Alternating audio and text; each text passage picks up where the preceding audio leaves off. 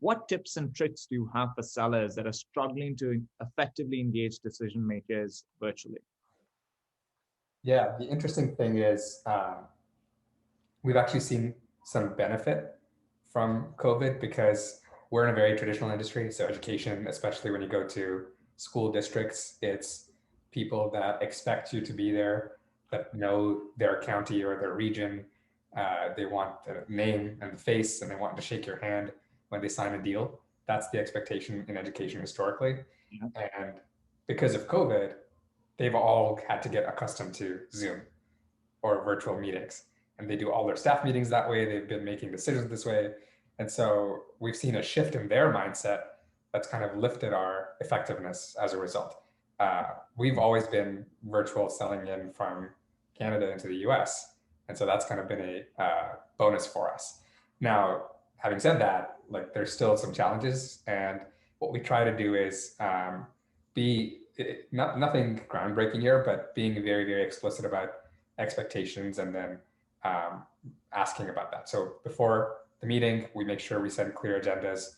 We make sure we say, we are a video culture. This is virtual. We want to make sure we get to know you.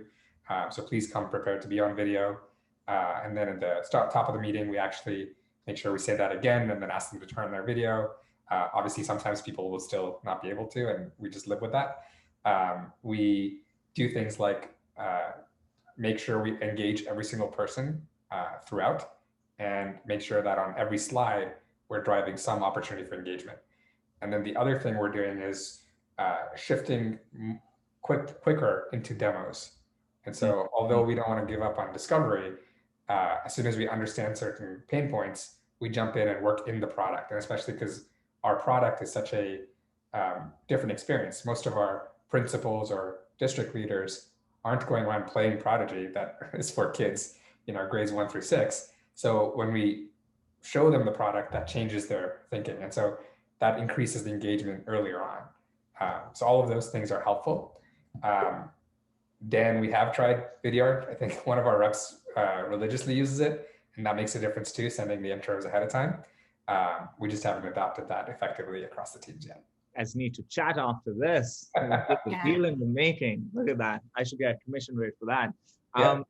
Julie, what is your point of view on using decks in the sales process? Like it's almost this norm now, right? Like whenever I try to buy anything, the call starts, hey, how are you doing? And then the deck gets started. Is that actually hurting engagement or engaging the buyer effectively in this environment? How do you pick when you need it, when you don't need it? What's going on? Yeah. Decks are a huge crutch.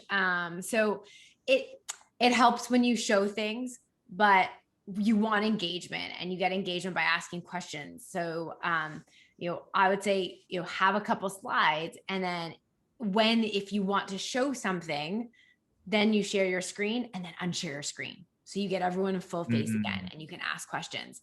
Another great thing that I just want to point out, using the chat. So it's great if it, especially if there's two sellers on the call, have one person like actually ask specific people, not chats to everyone, but say, oh, so-and-so, what do you think about this? Hey, have you found this a challenge in your organization?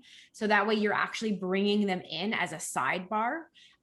That's actually a really great way to get everyone engaged, especially people who don't have their videos on. Make sure they're paying attention and asking them questions. But I demo, again, even with demos, right?